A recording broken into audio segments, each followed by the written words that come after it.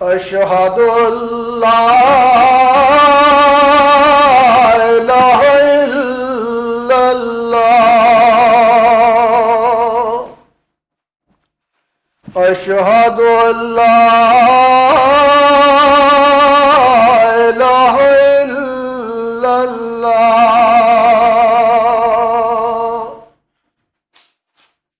أشهد أن محمد رسول الله أشهد أن محمد رسول الله حي على الصلاة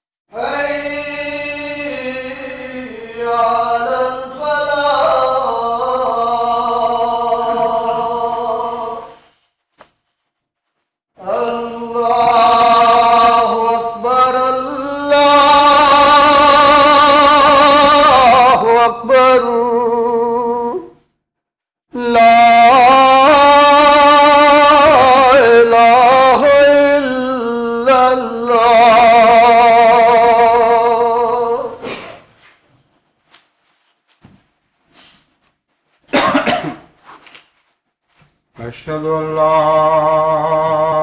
إله إلا الله وحده لا شريك له وأشهد أن محمدا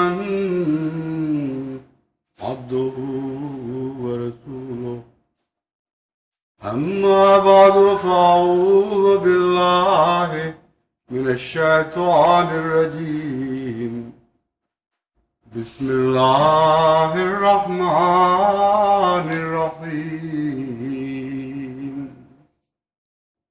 الحمد لله رب العالمين الرحمن الرحيم مالك يوم الدين إياك نعبد وإياك نستعين اهدنا الصراط المستقيم صراط الذين أنعمت عليهم غير المغضوب عليهم ولا الضالين.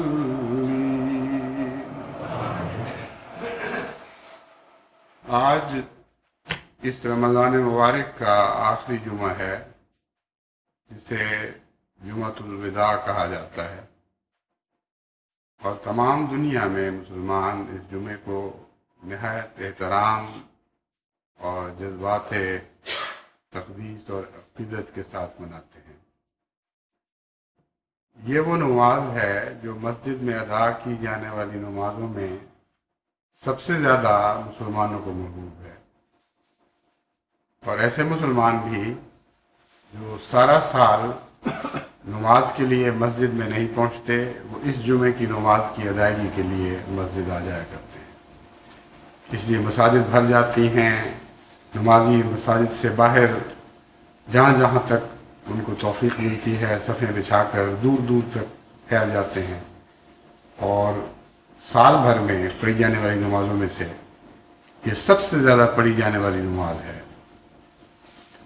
اس ضمن میں آج آپ یہ توقع رکھ رہے ہوں گے کہ جمعۃ الوداع کی برکتوں سے متعلق میں کچھ مضمون بیان کروں گا، لیکن میں اسی مضمون کو مکمل کرنا چاہتا ہوں جو میں نے گزشتہ جمعے میں شروع کیا تھا، اور بظاہر سرسری نظر سے آپ کو اس مضمون کا جمعۃ الوداع سے تعلق نظر نہیں آئے گا، لیکن جوں میں بات کو آگے بڑھاؤں گا یہ بات کھلتی چلی جائے گی کہ دراصل اس مضمون کا جمعۃ الوداع سے ایک گہرا تعلق ہے۔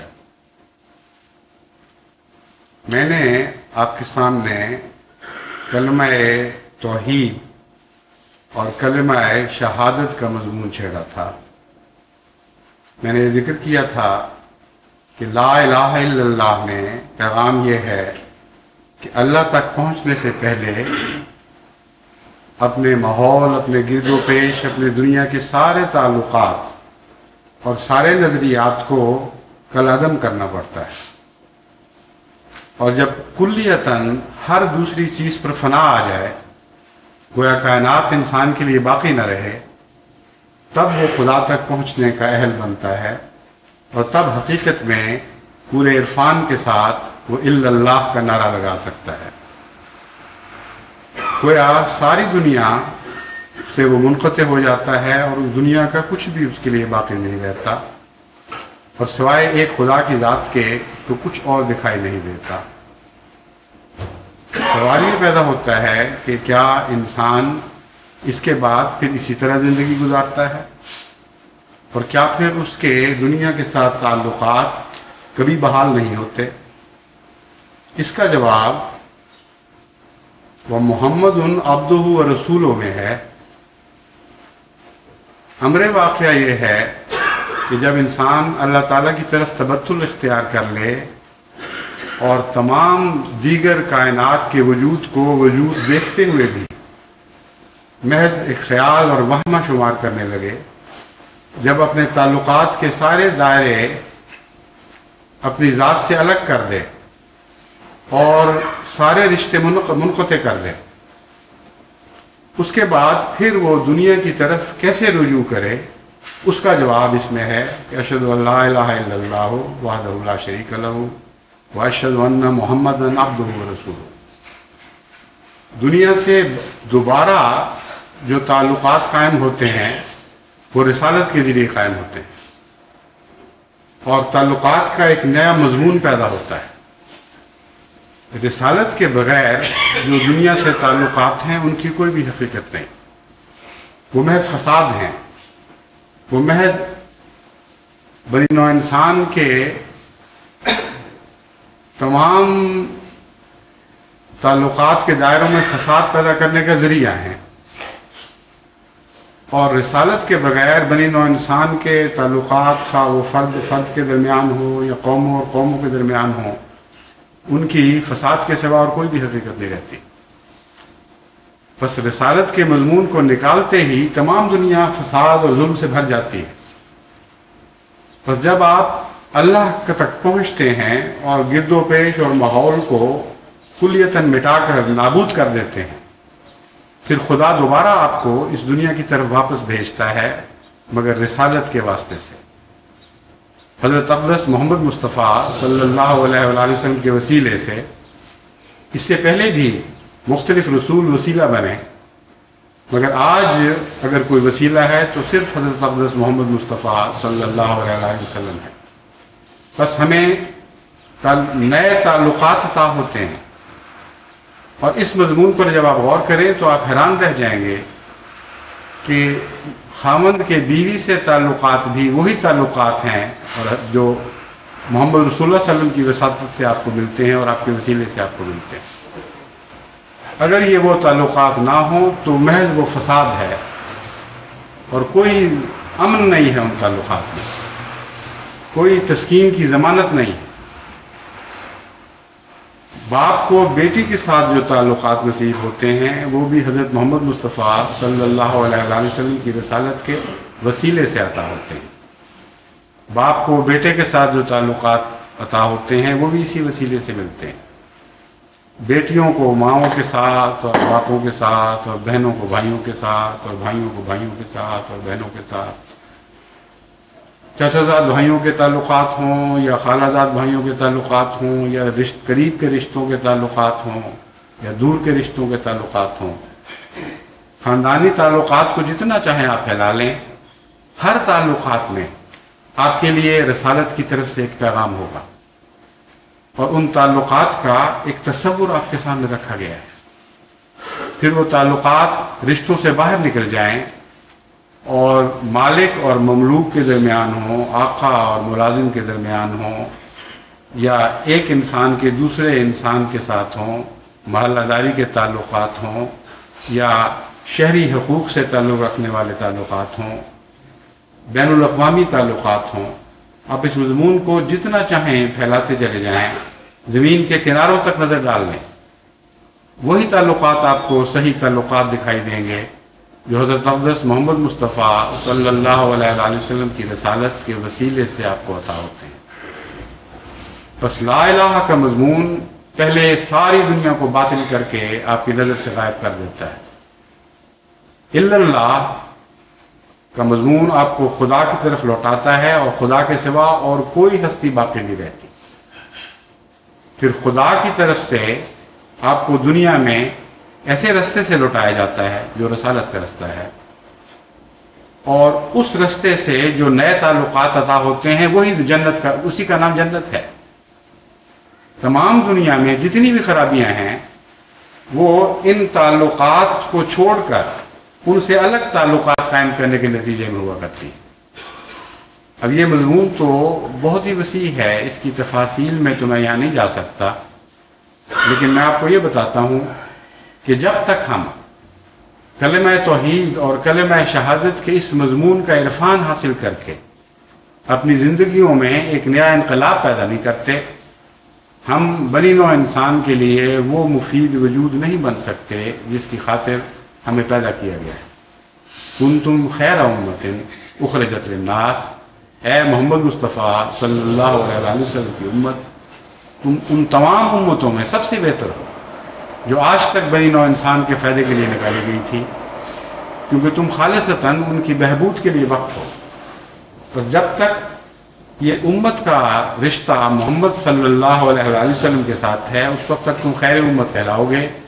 جہاں جہاں ان رشتوں میں رکھنے پڑیں گے، جہاں جہاں ان رشتوں میں کمزوریاں واقع ہوں گی، وہاں وہاں آپ کا خیر امت ہونا مشکوک اور مجروح ہوتا چلا جائے گا۔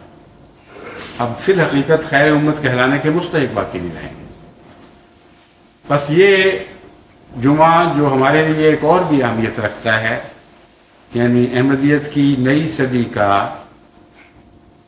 کہ پہلے رمضان کا آخری جمعہ ہے، اس جمعے میں نے سوچا کہ آپ کو یہی نصیحت کروں کہ کلمہ شہادت کے مضمون کو خوب اچھی طرح سمجھ لیں اور اس پر قائم ہو جائیں، اور اس مضمون کی اگرچہ تفاصیل میں جانے کا وقت تو نہیں، لیکن چند بنیادی باتیں میں آپ کے سامنے ضرور رکھوں گا۔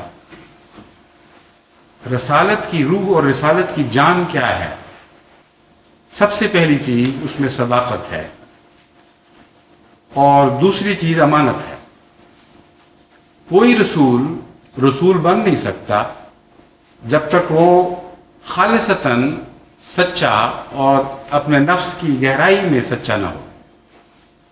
جب تک اس کے وجود کا ذرہ ذرہ سچائی پر مبنی نہ ہو، اس وقت تک وہ رسول بننے کا اہل نہیں ہوا کرتا۔ اسی طرح اس کے لیے امین ہونا ضروری ہے، امانت دار ہونا ضروری ہے، کیونکہ دنیا میں جتنے پیغام انسان دوسرے تک پہنچایا کرتا ہے، ان پیغاموں میں ان دو بنیادی صفات کا ہونا ضروری ہے، ورنہ وہ پیغام بگڑ جایا کرتے ہیں۔ بس رسالت کے انتخاب میں اللہ تعالیٰ کی نظر ایسے وجود پر پڑتی ہے جو سچائی میں بھی کامل ہو اور امانت میں بھی کامل ہو، اور ان دو پہلوؤں سے حضرت اقدس محمد مصطفیٰ صلی اللہ علیہ وآلہ وسلم بچپن ہی سے مشہور تھے۔ آپ صدوق بھی کہلاتے تھے، صدیق بھی کہلاتے تھے، اور امین بھی کہلاتے تھے۔ सारा अरब गवाह था कि अरब में इससे बढ़कर सच्चा बच्चा कभी पैदा नहीं हुआ और इससे ज़्यादा अमानतदार बच्चा कभी पैदा नहीं हुआ। इसलिए बचपन से बड़ी उम्र तक पेशतर इसके कि आपको रसालत अता हो, आप अरब में एक सच्चे इंसान और एक अमानतदार यानी अमीन इंसान के तौर पर मशहूर और मारूफ थे। बस हज़रत अक़दस मोहम्मद मुस्तफ़ा सल्लल्लाहु अलैहि वसल्लम की वसातत से आपको जो बनी नौ इंसान के साथ ताल्लुक़ात अता होने हैं, उनमें ये दो ताल्लुक़ात ऐसे हैं जिनको सबसे ज़्यादा अहमियत हासिल। अगर जमात अहमदिया सच्चाई को छोड़ दे और अपने छोटों, अपने बड़ों, अपने मर्दों, अपनी औरतों में सच्चाई के मजमून को कसरत के साथ दिन रात आम ना करती रहे, तो ख़तरा है कि वक्त के गुजरने के साथ हम सच्चाई के आला मेयार पर कायम नहीं रहेंगे। इसीलिए बसा औक़ात जब बच्चों में भी मैं देखता हूँ कि मजाक के तौर पर उनसे कहा जाता है कि कोई बात नहीं, ये यूँ कह दो या यूँ कह दो, तो उससे मुझे बड़ा सदमा पहुँचता है, बहुत तकलीफ़ होती है। और मैं बच्चों को प्यार से समझाता हूँ कि मजाक में भी झूठ को इस्तेमाल ना करें। बचपन में हम भी बातें बयान करते वक्त मुबालगा आमीज़ी में मुब्तला हो जाया करते थे, लेकिन अब जब मैं नज़र डालकर देखता हूँ तो मैं महसूस करता हूँ कि उस वक्त भी ये गलती थी और आइंदा नस्लों को अगर हम ये करने देंगे तो वो भी गलती होगी। लताइफ में वो लताइफ जो लताइफ की खातिर बयान हुए होते हैं, उनका वाक़यात से ताल्लुक़ नहीं होता। कहानियों में जो कहानियों की खातिर बयान की जाती हैं और उनका हक़ाइक़ से कोई ताल्लुक़ नहीं होता, सच और झूठ के मज़मून का कोई दखल नहीं है। इसलिए गलतफहमी से इन उमूर को पेश नज़र, उन उमूर की तरफ अपनी तवज्जो न ले जाएं। मेरी मुराद ये नहीं है कि आप कोई लतीफ़ा एक दूसरे के सामने बयान न करें इस ख्याल से कि ये पता नहीं सच्चा था या झूठा था। कहानियाँ भी सच और झूठ के मजमून से अलग हुआ करती हैं, लताइफ भी सच और झूठ के मजमून से अलग हुआ करते हैं। मगर जब आप अपने भाई, अपने दोस्त के मुतल्लिक लोगों को हंसाने की खातिर वो ऐसी बात बयान करते हैं जिसमें मुबालगे का पहलू दाखिल करना पड़ता है, वरना लोग हंसेंगे नहीं, उसके नतीजे में आप दो गुनाहों के मुर्तकिब हो जाते हैं। एक तो ये कि आपने झूठ बोला और झूठ से जो नफरत चाहिए, उस नफरत का आपने उस तरह ख्याल नहीं रखा जिस तरह एक सच्चे मोमिन को रखना चाहिए। और जब एक दफ़ा काबिल नफरत चीज़ों से ताल्लुकात कायम हो जाएं, तो फिर वो ताल्लुकात बाज़ दफ़ा ख़तरनाक सूरत भी इख्तियार कर जाया करते हैं। बस काबिल नफरत चीज़ें छोड़ने के लिए हुआ करती, उनकी हर शक्ल छोड़ने के लिए हुआ करती, थोड़ी भी छोड़ने के लायक हुआ करती है और ज़्यादा भी छोड़ने के लायक हुआ करती है। इसीलिए फ़ुक़हा ने जो हुर्मत शराब का मज़मून बयान किया है, उसमें वो कहते हैं कि जिस चीज़ की कसरत आपको नशा पैदा कर दे, उसकी किल्लत भी हराम है। जिसका ज़्यादा बुरा है, उसका कम भी हराम है। बस झूठ को हराम चीज़ों में सबसे ज़्यादा हराम समझे। शराब झूठ के मुकाबले पर कोई भी हैसियत नहीं रखती, लेकिन अजीब हालत है कि बहुत से ऐसे लोग जो शराब के तसव्वुर से भी घबराते हैं और किसी को अगर वो शराब की आदत में मुब्तला देखें तो समझते हैं कि उसके ऊपर जहन्नम लाजिम हो चुकी है। झूठ से परहेज में वो शिद्दत नहीं रखते और सच्चाई का वो एहतराम नहीं रखते। इसलिए सबसे बड़ा जहाद जो इस सदी के सर पर आपको करना है वो झूठ के खिलाफ है, क्यों? वरना आप रसालत के साथ वफादारी का हक अदा नहीं कर सकते। आपके सारे ताल्लुकात पर इस चीज़ ने असरअंदाज होना है और तमाम बनी नौ इंसान को जो आपने नए ताल्लुकात अदा करने हैं, यानी हज़रत अक़दस मोहम्मद मुस्तफ़ा सल्लल्लाहु अलैहि वसल्लम के वसीले से आपने नए ताल्लुकात अदा करने हैं, उनमें सबसे ज़्यादा अहमियत सच्चाई को है, क्योंकि रसालत के इंतखाब में अल्लाह ताला सबसे ज़्यादा अहमियत सच्चाई को देता है। پھر دوسرا حصہ امین ہونے کا ہے.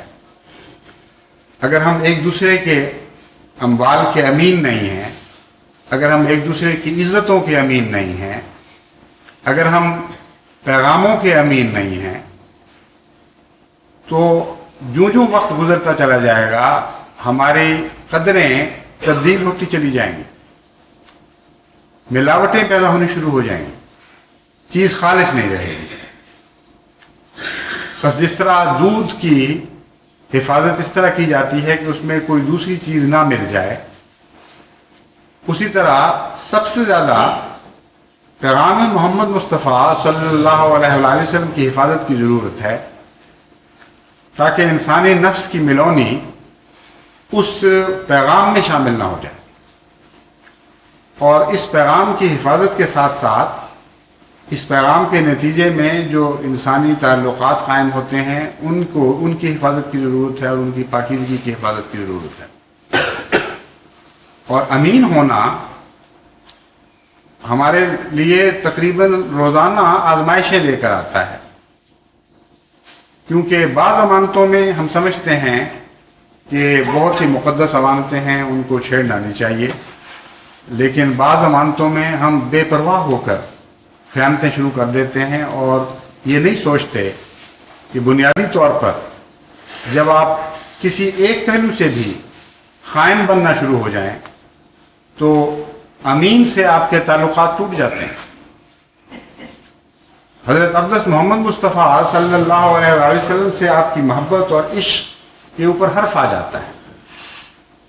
بس جب اموال آپ کے سپرد کیے جائیں اور آپ امین نہ رہیں، جب آپ لوگوں سے اموال اس نیت سے لینا شروع کر دیں کہ ہم جب موقع ملے گا اس میں سے کچھ استعمال بھی کر لیں گے، شرط یہ ہے کہ اس کو پتہ نہ چلے، تو پھر یہ معاملات آگے بڑھتے ہیں. پھر اس کے بعد انسان خائن سے ڈاکو بننے لگتا ہے، پھر غاصب ہو جاتا ہے، پھر عام آدمیوں کے حق غصب کرنے کے علاوہ مظلوموں اور محروموں کے حق مارنے لگتا ہے، کمزوروں کے حق مارنے لگتا ہے. آج کل تیسری دنیا میں جو کچھ ہو رہا ہے وہ اسی خیانت کی تصویریں ہیں، جو دن بدن زیادہ بھیانک ہوتی چلی جا رہی ہیں، زیادہ سیاہ ہوتی چلی جا رہی ہیں، زیادہ مکروہ ہوتی چلی جا رہی ہیں. اور خصوصاً تیسری دنیا کے ممالک میں تو بددیانتی سے گلی گلی، شہر شہر، گھر گھر بھر گئے. کوئی کسی زندگی میں کسی جگہ بھی، زندگی کے کسی پہلو میں کسی جگہ بھی تسکین اور طمانینت نہیں ہے. اعتماد اٹھ گئے، اس لیے کہ کم و بیش ہر شخص خائن بن چکا ہے.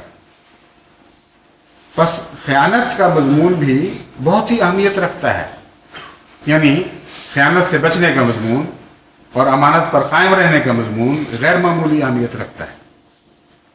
بس حضرت اقدس محمد مصطفیٰ صلی اللہ علیہ وآلہ وسلم کی یہ دو بنیادی صفات ایسی ہیں جن کو اپنی جان سے بھی زیادہ عزیز رکھنا ہوگا. جس طرح ظفر نے کہا تھا کہ میں نے چاہا تھا اس کو کہ روک رکھوں، میری جان بھی جائے تو جانے لگوں. اس طرح ان دو صفات حسنہ سے چمٹ جائیں اور وابستہ ہو جائیں. اگر آن حضرت صلی اللہ علیہ وآلہ وسلم سے سچی محبت ہے تو وہ یہ سوچیں کہ وہ کیوں محبوب وجود بنے. یہ دو بنیادی صفات تھیں جو محمد کی تخلیق کا آغاز بن گئیں. ان کے ساتھ محمد مصطفیٰ صلی اللہ علیہ وآلہ وسلم کی مٹی گوندھی گئی ہے. یہ وہ خمیر ہے جس سے حضور اکرم صلی اللہ علیہ وآلہ وسلم کی رسالت تشکیل پائی ہے. بس اس خلاصے کو اپنا حفظ جان بنا لیں، اپنے وجود میں، اپنے رگ و پے میں داخل کر لیں، کیونکہ آپ نے باقی دنیا کو اور آئندہ آنے والی دنیا کو بہت سے پیغام پہنچانے ہیں، بہت سی نیک خصلتیں ہیں ان کی نسلوں میں منتقل کرنی اور نسل بعد نسل منتقل کرنی. آپ کو خدا نے وہ مقام عطا کیا ہے کہ اس صدی کے سر پر آپ کھڑے ہیں، اور یہ بہت بلند مقام ہے اور بہت ذمہ داری کا مقام ہے. بس اس خطبۃ الوداع میں، یہ جمعۃ الوداع کا خطبہ ہے، میں آپ کو سچائی اور امانت کی طرف خصوصیت کے ساتھ بلاتا ہوں، اور یہ دو چیزیں جب آپ کی ذات میں اکٹھی ہو جائیں تو آپ لازماً مسلم بن جاتے ہیں۔ کیونکہ مسلم کی جو تعریف حضرت صلی اللہ علیہ وآلہ وسلم نے فرمائی ہے وہ یہ ہے کہ آپ کی ذات سے کسی دوسرے کو کوئی خطرہ نہ رہے، کوئی غضب نہ پہنچے۔ امر واقعہ یہ ہے کہ اگر آپ سچائی پر قائم ہوں اور اگر آپ امین ہو جائیں تو دنیا کی کوئی طاقت آپ سے خوف نہیں کھا سکتی۔ ان معنوں میں خوف نہیں کھا سکتی کہ آپ سے کوئی گزند ان کو نہیں پہنچے گا، آپ پر کامل اعتماد اس کو پیدا ہو جائے گا۔ ہاں دوسرے معنوں میں آپ سے خوف کھا سکتی ہے، آپ کی عظمتوں سے خوف کھا سکتی ہے، اس بات سے خوف کھا سکتی ہے کہ ان دو قوتوں کے ساتھ جو آپ کے وجود میں شامل ہو چکی ہیں آپ نے لازماً غالب آنا ہے، کیونکہ سچائی اور امانت کو کبھی شکست نہیں ہوا کرتی۔ اس پہلو سے آپ پر لازم ہے کہ ان دو صفات کو پکڑ کر بیٹھ جائیں، تب آپ سچے معنوں میں مسلم بن جائیں گے۔ کہ ساری دنیا شور مچاتی چلی جائے کہ آپ غیر مسلم ہیں، غیر مسلم ہیں، غیر مسلم ہیں، خدا کے فرشتے ان آوازوں کو لعنت کے ساتھ رد کرتے چلے جائیں، کیونکہ محمد مصطفیٰ صلی اللہ علیہ وآلہ وسلم کی رسالت کی دو بنیادی صفات جن لوگوں میں ان کو تمام دنیا کو شور و غوغا بھی غیر مسلم نہیں بنا سکتا۔ مسلم وہ ہے جس کے وجود سے امن وابستہ ہے، سلامتی وابستہ ہے، اور اپنوں کا امن اور اپنوں کی سلامتی بھی وابستہ ہے، اور غیروں کا امن اور غیروں کی سلامتی بھی وابستہ ہے۔ چند دن ہوئے سلمان رشدی کے ذلیل ناول کے سلسلے میں ایک ڈنمارک سے آنے والے صحافی نے میرا انٹرویو لیا۔ ضمناً بہت لمبا انٹرویو تھا، آج انہی کے ساتھی آئے ہیں اور وہ تصویریں کھینچ رہے ہیں۔ اس ضمن میں اسلام کی امانت کی بات بھی آئی اور اسلام کی سلامتی کی بات بھی آئی۔ میں نے اس سے کہا کہ یہ ایسا جاہل انسان ہے اور مغرب کی لا علمی اور جہالت سے فائدہ اٹھا رہا ہے یہ کہہ کر کہ اسلام میں پابندیاں بہت ہیں۔ اسلام یہ بھی بتاتا ہے کہ دائیں ہاتھ سے یہ کرو اور بائیں ہاتھ سے وہ کرو، اور یہ تفریق کرتا ہے اور ایسی باریک باتوں میں دخل دیتا ہے کہ کسی انسان کے لیے زندگی عجیب ہو جائے۔ یہ کیا مطلب ہے؟ یہ تو مصیبت ہے۔ یہ تاثر آزاد منش مغرب کے ذہن پر جب نقش ہوتا ہے تو اسلام کو قبول کرنے کی راہ میں شدید تردد پیدا ہو جاتا ہے، کیونکہ یہ لوگ آزادیوں کے قائل، فرضی آزادیوں کے قائل ہو چکے ہیں، اخلاقی آزادیوں کے قائل ہو چکے ہیں، جسے ہم اردو محاورے میں کہتے ہیں مادر پدر آزاد شخص۔ تو اب نئی نسلوں میں خصوصاً مغرب میں مادر پدر آزادی کا ایک تصور قائم ہو رہا ہے۔ ان کو اسلام سے متنفر کرنے کے لیے ایک یہ بھی ہے کہ کہا جائے کہ اسلام تو آپ کی روز مرہ کی آزادی میں دخل دیتا ہے، آپ کوئی حرکت نہیں کر سکتے جب تک پہلے محمد مصطفیٰ صلی اللہ علیہ وآلہ وسلم سے پوچھ نہ لیں کہ یہ حرکت کیسے کرنی چاہیے۔ چنانچہ دائیں اور بائیں کا فرق، یہ چیزیں بھی اس نے تمسک کے ساتھ بیان کی ہیں۔ میں نے کہا میں آپ کو بتاتا ہوں کہ ان کا فلسفہ کیا ہے، تب آپ سمجھیں اور غور کریں، تب آپ کو پتہ چلے گا کہ کیسے مسلم بنتا ہے، اور اس کے نتیجے میں آیا آپ کی آزادی پہ حرف آتا ہے یا آپ کی روزمرہ کی زندگی میں سلاست اور صفائی اور پاکیزگی پیدا ہوتی ہے۔ میں نے کہا آج کی دنیا سائنس کی دنیا ہے اور یہاں اسپیشلائزیشنز کے دور ہیں، اور اس قدر زور ہے اسپیشلائزیشن کا کہ اس بارے میں لطیفے بھی گھڑ لیے گئے ہیں۔ چنانچہ کہا جاتا ہے کہ ایک شخص نے کسی سے ڈاکٹر کے طور پر تعارف کرایا، تو اس نے کہا ڈاکٹر ٹھیک ہے لیکن کیسا ڈاکٹر، ڈیوینٹی کا یا سائنس کا؟ اگر سائنس کا ہے تو کیمسٹری کا یا فزکس کا یا کسی فلسفی کا یا علم الابدان سے تعلق رکھنے والا ڈاکٹر، شفا سے تعلق رکھنے والا ڈاکٹر۔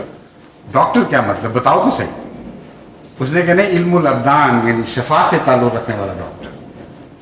تو اس نے پھر پوچھا کہ یہ بھی تو بڑا وسیع مضمون ہے، وہ فزیشین ہے یا سرجن ہے، جراح ہے یا عام طبیب ہے، وہ بھی تو پتہ ہونا چاہیے۔ تو انہوں نے کہا یہ جراح ہے۔ اس نے کہا جراحی کا مضمون بھی تو بہت وسیع ہے، جسم کے کس حصے سے تعلق رکھنے والے جراح ہیں؟ اس نے کہا آنکھ، ناک اور گلا، یا کان، آنکھ، ناک اور کان۔ اس نے کہا آنکھ، ناک اور کان، وہ تو پرانے زمانے کی باتیں ہوئیں، اب تو یہ معلوم ہونا چاہیے کہ آنکھ سے تعلق ہے ان کا یا ناک سے یا کان سے۔ اس نے جواب میں کہا کہ ناک سے تعلق ہے۔ تو پھر اس نے پوچھا کہ کس نتنے سے؟ اگر ناک سے تعلق ہے تو نتنے کی بھی تو اسپیشلائزیشن ہوگی۔ یہ وہ بظاہر ایک لطیفہ ہے، لیکن امر واقعہ یہ ہے کہ جدید ترین رجحانات اسپیشلائزیشن کی طرف ہیں، اور جتنا زیادہ انسانی عقل اور فکر اور تدبر آگے بڑھتا ہے اتنا ہی وہ اسپیشلائزیشن کی طرف مائل ہوتا چلا جاتا ہے۔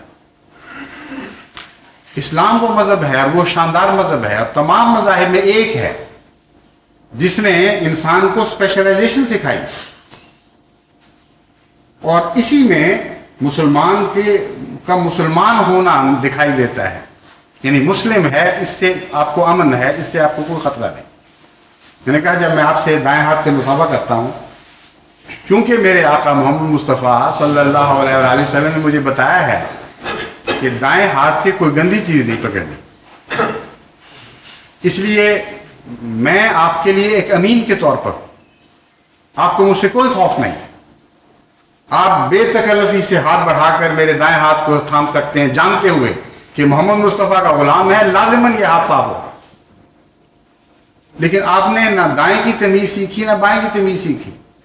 ہو سکتا ہے آپ دائیں ہاتھ سے طہارت کر کے آئے ہوں، دائیں ہاتھ سے ناک صاف کیا ہو، دائیں ہاتھ سے کوئی گند اٹھایا ہو، کسی کتے کے منہ میں ڈالا ہو، مجھے تو آپ سے کوئی امن نہیں ہے۔ اخلاق کی خاطر اور تہذیب کی خاطر مسافر تو میں کرتا ہوں، لیکن واپس جا کر میں اس ہاتھ سے کھانا نہیں کھا سکتا جب تک اسے اچھی طرح صاف نہ کر لوں۔ تو یہ ہے مقام محمد مصطفیٰ صلی اللہ علیہ وآلہ وسلم۔ آپ نے ہمیں انسانیت کی اعلیٰ اقدار سکھائی ہیں، آپ نے ہمیں عظیم الشان تہذیب عطا کی ہے۔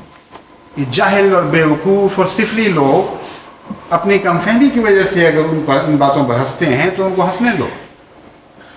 آپ امین بنائے گئے ہیں، اور یہ ہے امانت کا مقام کہ کوئی شخص آپ سے خوف نہیں کھائے گا، کیونکہ اس کی عزت آپ کے ہاتھوں میں محفوظ ہوگی، اس کی شرافت آپ کے ہاتھوں میں محفوظ ہے، اس کا نام آپ کے ہاتھوں میں محفوظ ہے، اس کی ملکیت آپ کے ہاتھوں میں محفوظ ہے، اس کے بچے، اس کی بیٹیاں، اس کی بیوی، اس کے اور عزیز سارے آپ کے ہاتھوں میں محفوظ ہیں، اس کی ملکیتیں ہر قسم کی آپ کے ہاتھوں میں محفوظ ہیں، کوئی خطرہ آپ کی طرف سے نہیں۔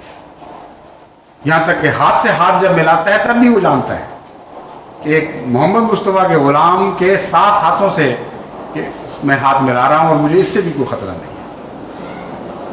یہ ہے وہ پیغام جو حضرت محمد مصطفیٰ صلی اللہ علیہ وسلم نے اپنی زندگی کے آخری حج کے خطبہ میں دیا تھا، اور اس پیغام کو حجۃ الوداع کے خطبے کے طور پر ہم تمام دنیا کے مسلمان خوب جانتے ہیں، لیکن اس حد تک جانتے ہیں کہ ان کو علم ہے کہ ایک پیغام تھا۔ اس حد تک نہیں جانتے کہ اس پیغام کا مقصد یہ تھا کہ یہ پیغام ہماری زندگیوں میں داخل ہو جائے، ہمارے خون میں دوڑنے لگے، ہمارے رگ و پے میں سرایت کر جائے۔ اس پہلو سے بدقسمتی سے آج مسلمان بالکل غافل ہوا پڑا ہے۔ آپ نے اس قدر کو دوبارہ زندہ کرنا ہے، آپ نے اس پیغام کی اہمیت کو اپنی زبان سے نہیں، اپنی اعمال سے دنیا کو پہنچانا ہے، اور محمد مصطفیٰ صلی اللہ علیہ وسلم کے غلاموں کو بھی دوبارہ اس پیغام کی طرف واپس لے کے آنا ہے۔ یہ وہ کام ہے جو اس صدی کا، جو آپ کے سامنے پھیلی پڑی ہے، سب سے زیادہ اہم کام ہے۔ اس لیے میں حجۃ الوداع کے خطبے میں سے چند اقتباسات آج آپ کے سامنے رکھنا چاہتا ہوں، اور اس سے آپ سمجھیں گے کہ در حقیقت امانت، سچائی کیا ہوتی ہے، امانت کیا ہوتی ہے، اور اسلام کس کا نام ہے۔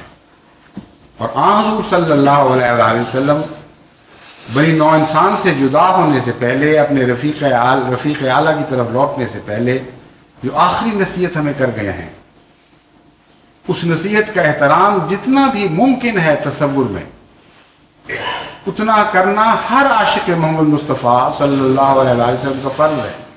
उसके बगैर उसके इश्क का दावा सच्चा ही साबित नहीं हो सकता। हुज़ूर सल्लल्लाहु अलैहि वसल्लम ने फरमाया, ये इस खुतबे में से वो मज़मून मैं आपके सामने रख रहा हूँ जिसका इस खुतबे के बयान करदा मज़मून से ताल्लुक़ है। फरमाया, अल्हम्दुलिल्लाह नहमदुहु व नस्तईनुहु व नस्तग़फिरुहु व नतूबु इलैह व नऊज़ु बिल्लाहि मिन शुरूरि अनफुसिना व मिन सय्यिआति अमालिना मन यहदिहिल्लाहु फला मुदिल्ल लहु व मन युद्लिलहु फला हादिय लह। कि तमाम तारीफ़ें सिर्फ खुदा के लिए हैं। मैं अब उर्दू द्वारा तर्जुमा ही पढ़ के सुनाऊँगा आपको। तमाम तारीफ़ें सिर्फ खुदा ही के लिए हैं जिसकी हम तारीफ़ करते हैं, उसी से मदद चाहते हैं, उसी से तौबा व इस्तिग़फ़ार करते हैं। हम अपने नफ्सों और अपने अमाल की बुराइयों से खुदा की पनाह में आते हैं। ये दुआ जो हज़रत सल्लल्लाहु अलैहि वसल्लम ने उस वक्त मांगी, इसके पीछे जो जज्बा था उसका आप तसव्वुर भी नहीं कर सकते। मगर जिस हद तक तसव्वुर मुमकिन है उसको मलहूज़ रखकर आज आप इस दुआ में शामिल हो जाएं और दिल की गहराइयों से इस दुआ को आज़ाना खुदा के हुज़ूर इस तरह पेश करें गोया आप रसूल अकरम सल्लल्लाहु अलैहि वसल्लम के पीछे आपके साथ इस दुआ को दोहरा रहे हैं। तमाम तारीफ़ें सिर्फ खुदा ही के लिए हैं जिसकी हम तारीफ़ करते हैं, उसी से मदद चाहते हैं, उसी से तौबा व इस्तिग़फ़ार करते हैं। हम अपने नफ्सों और अपने अमाल की बुराइयों से खुदा की पनाह में आते हैं। कितना अजीम शान कलाम है। हम अपने नफ्सों और अपने अमाल की बुराइयों से खुदा की पनाह में आते हैं। दुनिया में जितनी बुराइयां फैलती हैं वो इंसानी नफूस की बुराइयां उछल कर बाहर निकला करती हैं और दुनिया के लिए दुख का मुझे बन जाया करती। बस फरमाया कि दूसरों को न देखो, तुम अपनी बुराइयों से खुदा की पनाह मांगो। अगर तुम अपनी बुराइयों से खुदा की पनाह में आ जाओगे तो सोसाइटी तुम्हारी बुराइयों से पनाह में आ जाएगी। इसके बगैर सोसाइटी की निजात का और कोई रास्ता नहीं। हम अपने नफ्सों और अपने अमाल की बुराइयों से खुदा की पनाह में आते हैं। जिसको खुदा हदायत दे उसे कोई गुमराह करने वाला नहीं। बस आप मुसलमान हो जाएं तो दुनिया की कोई ताकत आपको गैर मुस्लिम करार नहीं दे सकती, और जिसको वो गुमराह कर दे उसे कोई हदायत देने वाला नहीं। गुमराह शख्स के मुतालिक सारी दुनिया और सारी दुनिया की हुकूमतें अपनी आवाज़ की बुलंद तरीन कुव्वत के साथ ये ऐलान करें कि ये सच्चा मुसलमान है, अगर खुदा के नज़दीक वो नहीं होगा तो वो नहीं बन सकता। मैं गवाही देता हूँ कि कोई माबूद नहीं सिवा खुदा के जो अकेला है, उसका कोई शरीक नहीं। और मैं गवाही देता हूँ कि मोहम्मद उसका बंदा और उसका रसूल है सल्लल्लाहु अलैहि वसल्लम। ये सबसे ज़्यादा अज़ीमुश्शान गवाही जो दी गई है वो हज़रत मोहम्मद मुस्तफ़ा सल्लल्लाहु अलैहि वसल्लम की अपनी ज़ुबान से थी, और ये हुज़ूर अकरम सल्लल्लाहु अलैहि वसल्लम हज विदा के मौके पर खुद गवाही दे रहे थे। मैं गवाही देता हूँ, आप फरमा रहे थे कि मोहम्मद उसका बंदा और उसका रसूल है। ऐ अल्लाह के बंदो, मैं तुमको ताकीद करता हूँ और उभारता हूँ कि तुम उसकी अताअत करो। मैं नेकी से इब्तदा करता हूँ, फिर उसके बाद ऐ लोगो तुम मेरी सुनो, मैं तुमको खोल कर बताता हूँ कि शायद इस साल के बाद इस जगह मुझसे तुम फिर मुलाकात न कर सको। ऐ लोगो, तुम्हारे आपस के खून और माल तुम पर हराम हैं, यहाँ तक कि तुम अपने रब से जा मिलो।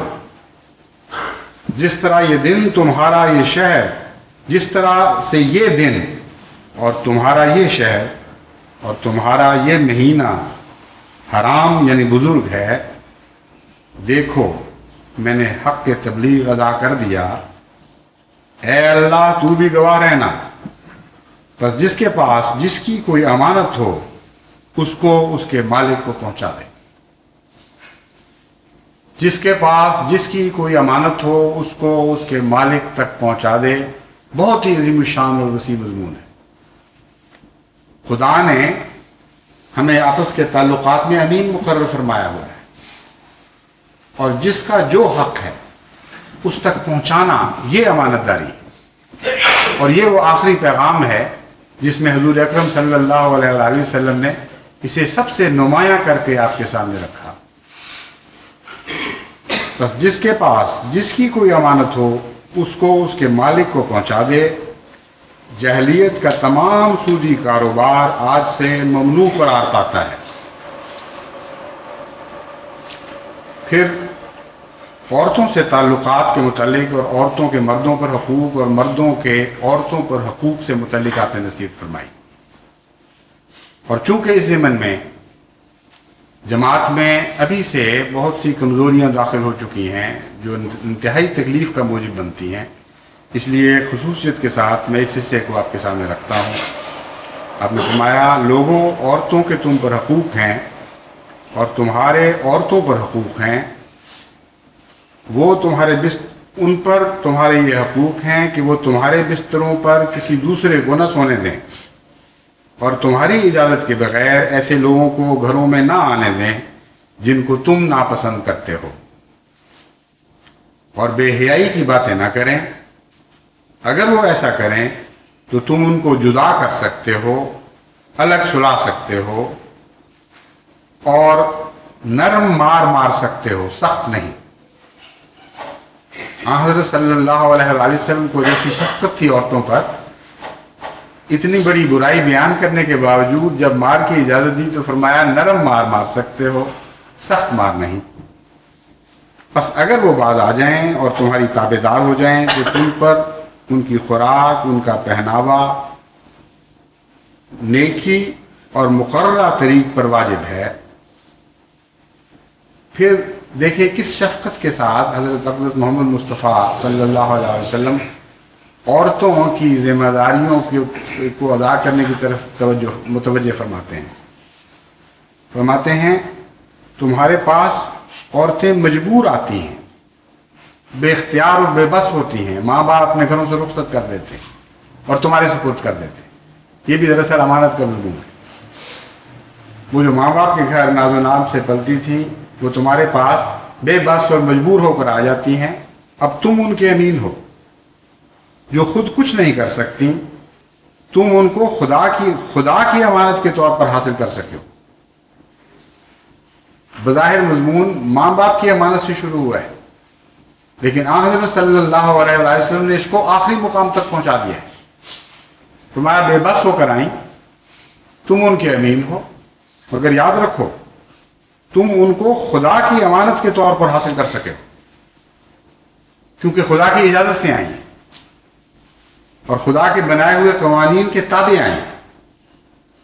اس لیے بڑا گہرا معرفت کا فکرہ ہے جب آپ نے فرمایا کہ تم ان کو خدا کی امانت کے طور پر حاصل کر سکے ہو اور اس کے نام سے تم نے ان کو جائز کیا ہے. بس ان کے بارے میں اللہ تعالیٰ سے ڈرتے رہو اور ان کے لیے بھلائی سوچا کرو. لوگوں میں نے تبلیغ کر دی ہے، اے اللہ تو بھی گواہ ہے. بار بار اس موقع پر حضرت اقدس محمد مصطفیٰ صلی اللہ علیہ وآلہ وسلم نے اس قسم کے فکرے دہرائے کہ لوگوں میں نے تبلیغ کر دی اور اے اللہ تو گواہ ہے. کیا مطلب ہے؟ مطلب ہے کہ میں نے امانت دار کے سپرد کر دی ہے. اے خدا تو نے مجھے جس کا بھی اس بات کا امین بنایا تھا، میں نے اس امانت میں خیانت نہیں کی. جس طرح تو نے فرمایا، جو کچھ تو نے فرمایا، ایک ایک لفظ، ایک ایک حرف، ایک ایک شوشہ، ایک ایک نقطہ میں نے بنی نوع انسان تک پہنچا دیا ہے. اور یہ کہہ کر آپ فرماتے تم بھی گواہ ٹھہرو. اور پھر پوچھا کہ بتاؤ میں نے امانت تمہارے سپرد کر دی یا نہیں کر دی؟ سب نے کہا یا رسول اللہ، بالکل صحیح فرمایا. آپ نے خوب امانت کا حق ادا کیا، آپ نے پیغام پورے کا پورا ہم تک پہنچا دیا. فرمایا لوگوں تمام مسلمان بھائی ہیں، کسی مسلمان کے لیے اپنے بھائی کا مال بغیر اس کی مرضی کے لینا جائز نہیں ہے. دیکھنا میں نے تبلیغ کر دی ہے، اے اللہ تو بھی گواہ ہے اور اے لوگوں تم بھی گواہ ٹھہرو. میں نے تبلیغ کر دی ہے، میرے بعد تم لوگ کافر نہ بن جانا کہ ایک دوسرے کی گردنیں مارنے لگا۔ آج بدقسمتی سے عالم اسلام میں جو کچھ ہو رہا ہے وہ اس خطبہ وداع کی ٹوٹل نگیشن ہے، کلیتاً اس کے مضمون کے برعکس صورتحال ہمیں اسلام مسلمان ممالک کے معاشرے میں دکھائی دے رہی ہے۔ اس گزشتہ چند سالوں میں جتنے مسلمانوں کی گردنیں ماری، گزشتہ 1000 سال میں انہوں نے غیروں کی گردنیں اتنی نہیں ماری۔ صرف ایران عراق جنگ میں مسلمانوں نے مسلمانوں کی اتنی گردنیں ماری ہیں کہ جو میں بیان کر رہا ہوں اس میں کوئی مبالغہ نہیں۔ گزشتہ 1000 سال میں غیروں کی گردنیں اتنی نہیں ماری، اور آج بھی یہ سلسلہ خونریزی کا مسلمان کے درمیان اسی طرح جوش و خروش کے ساتھ جاری ہے۔ فرمایا میرے بعد تم لوگ کافر نہ بن جانا، کافر کی تعریف فرمائی کہ ایک دوسرے کی گردنیں مارنے لگو۔ میں تمہارے پاس ایک ایسی چیز چھوڑ چلا ہوں، اگر تم نے اس پر عمل کیا اور اس کو مضبوطی سے پکڑے رکھا تو کبھی گمراہ نہیں ہوگے۔ وہ اللہ کی کتاب ہے، خبردار میں نے تبلیغ کر دی ہے، اے اللہ تو بھی گواہ ٹھہر کہ میں نے تبلیغ کر دی۔ اے لوگو تمہارا رب ایک ہی ہے اور تم سب کا باپ بھی ایک ہی ہے، تم سب آدم سے ہو اور آدم مٹی کا پتلا تھا۔ یعنی انسان کو نہ صرف یہ ہے کہ انسانی وحدت کی تعلیم دی، اور چونکہ ہم توحید کی صدی میں اس رنگ میں داخل ہو رہے ہیں کہ بنی نوع انسان کو بھی امت واحدہ بنا رہے ہیں، اس لیے اس خطبے کا بڑا گہرا تعلق ہے آج کے مضمون سے۔ آئندہ صدی کے لیے ہمارے لیے ایک لائحہ عمل ہے، ایک عظیم الشان لائحہ عمل ہے، ایک ایسا خوبصورت چارٹر ہے بنی نوع انسان کے تعلقات کو امن اور صلح پر قائم کرنے کے لیے کہ اس سے زیادہ خوبصورت چارٹر کبھی دنیا میں کہیں نہیں لکھا گیا۔ فرماتے ہیں تم سب آدم سے ہو اور آدم مٹی کا پتلا تھا۔ مٹی کا پتلا کہنے میں عجز کی طرف اشارہ ہے، عجز کی تعلیم دی گئی ہے کہ تم بڑی بڑی ڈینگیں مارتے ہو، تھوڑی سی طاقتیں حاصل کر کے متکبر ہو جاتے ہو، تھوڑی سی دولت پا کر تم بے راروی اختیار کرنے شروع کر دیتے ہو، تو سنو کہ تم بالآخر مٹی سے بنائے گئے تھے، اور یہ مضمون اس میں شامل ہے کہ مٹی کی طرف لوٹ جاؤ گے۔ بے شک بزرگ تو اللہ کے نزدیک تم میں سے وہی ہے جو تم میں سب سے زیادہ متقی اور پرہیزگار ہے۔ عربی کو عجمی پر کوئی وجہ فضیلت نہیں ہے۔ پہلے آپ نے عرب کا ذکر فرمایا ہے کیونکہ حضرت محمد مصطفیٰ صلی اللہ علیہ وسلم عربوں میں سے پیدا ہوئے تھے، اس لیے اگر کسی قوم کی فضیلت کا تصور جواز رکھ سکتا تھا تو عربوں کی فضیلت کا تصور ہے جو جواز رکھ سکتا تھا، کیونکہ کائنات کا سب سے مقدس اور سب سے معزز وجود اور سب سے زیادہ متقی وجود عربوں میں پیدا ہوا۔ تو یہ دعویٰ فرمانے کے بعد یہ فصاحت و بلاغت بھی دیکھی ہے حضور اکرم صلی اللہ علیہ وسلم کی کہ کتنے عظیم مقام، کتنی بلندیوں تک پہنچی ہوئی ہے۔ فرمایا تم میں سب سے زیادہ معزز شخص وہ ہے جو سب سے زیادہ پرہیزگار ہے، اور آپ دوسری جگہ فرما چکے ہیں کہ سب سے زیادہ پرہیزگار میں ہوں، سب سے زیادہ متقی میں ہوں۔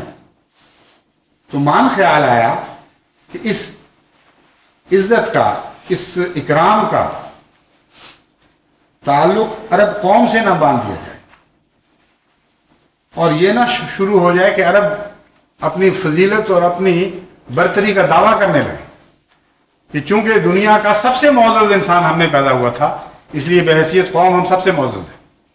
فرمایا عربی کو عجمی پر کوئی فضیلت نہیں مگر تقوی اور پرہیزگاری سے ہے۔ آج بھی اگر عرب متقی ہوگا تو وہ اس حد تک معزز ہوگا، اور اگر آج بھی کوئی عجمی متقی ہوگا تو اسی حد تک معزز ہوگا۔ اے لوگو میں نے تبلیغ کر دی ہے، اور اے اللہ تو بھی گواہ ہے کہ میں نے تبلیغ کر دی ہے۔ لوگو تم سے عنقریب اللہ تعالیٰ میری بابت سوال کرے گا تو تم کیا جواب دو گے؟ سبوں نے کہا ہم گواہی دیں گے کہ آپ نے ہم تک پیغام پہنچا دیا اور حق رسالت ادا فرما دیا اور امت کو نصیحت کرنے میں کوئی فروگزاشت نہیں کی اور تمام حجابات اٹھا دی. امانت الہی کو ٹھیک ٹھاک طریقے سے ہم تک پہنچا دیا. اس پر آپ نے بڑے اطمینان سے فرمایا کہ اے اللہ گواہ ہو اور اے اللہ گواہ ہے کہ یہ سب لوگ میری رسالت اور امانت کی گواہی دیں. بس اس سے زیادہ بہتر، اس سے زیادہ حسین، اس سے زیادہ اصلاح نفس کرنے والا اور کوئی پیغام میں سوچ بھی نہیں سکتا. اور اس آخری جمعے پر میں حضرت محمد مصطفیٰ صلی اللہ علیہ وآلہ وسلم کی وہ جماعت کی یہی نصیحت پہنچاتا ہوں. اور جس طرح آپ نے اس کے بعد فرمایا کہ اے وہ لوگوں جو حاضر ہو، اس پیغام کو ان لوگوں تک پہنچاتے چلے جاؤ جو غیر حاضر ہیں، اور وہ آگے پھر ان لوگوں تک پیغام پہنچاتے رہیں جو غیر حاضر ہیں. اس لیے وہ سب لوگ جو اس پیغام کو سنتے ہیں یا بعد میں پڑھیں گے یا سنیں گے، ان سب کو میں یہی نصیحت کرتا ہوں کہ اس پیغام کو آگے پہنچاتے چلے جائیں اور پھر پہنچاتے چلے جائیں، اپنی نسلوں میں پہنچاتے چلے جائیں اور اپنی نسلوں کو نصیحت کرتے چلے جائیں کہ وہ ہمیشہ اس پیغام کو زندہ رکھیں، الفاظ میں نہیں بلکہ اپنے اخلاق میں، اپنے کردار میں، اپنے اعمال میں، یہاں تک کہ ان کے خون کا ذرہ ذرہ اس بات پر گواہی دے کہ ہم نے حضرت محمد مصطفیٰ صلی اللہ علیہ وسلم کی اطاعت کی امانت کا حق ادا کر دیا ہے. اللہ تعالیٰ نے اس کی توفیق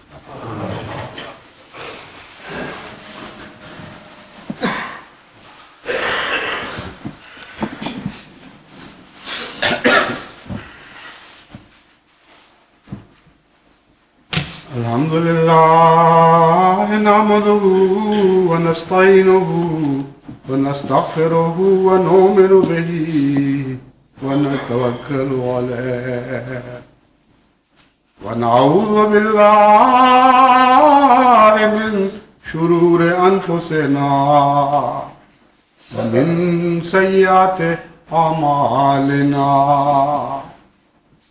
من يهده الله فلا مضل له ومن يضلله فلا هادي له ونشهد أن لا إله إلا الله وحده لا شريك له ونشهد أن محمدا عبده ورسوله. عباد الله رحمكم الله إن الله يأمر بالعدل والإحسان وإيتاء ذي القربى وينهى عن الفحشاء والمنكر والبغي يعظكم لعلكم تذكرون. اذكروا الله يذكركم وادعوه يستجب لكم ولذكر الله أكبر.